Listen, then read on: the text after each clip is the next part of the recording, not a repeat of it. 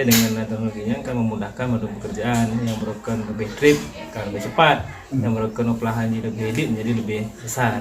Nanti dengannya akan sangat bermanfaat bagi masyarakat. Karenanya maka akan program Daya Indonesia akan industrialisasinya. Jadi madu pekerjaannya harus bisa didistribusikan ke masyarakat kan.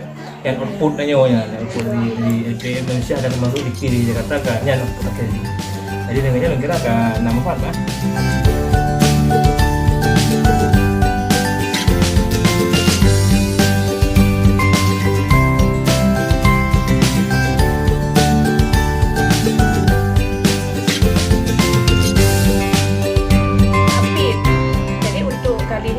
Kalau lain kapit ile, karena bunyo saya kira bunyo taboh desa, saya kira de kapit maju, lagi kun Pak Mutaki kuno, tapi pe aju parlang ini sentra kalau kali ini baru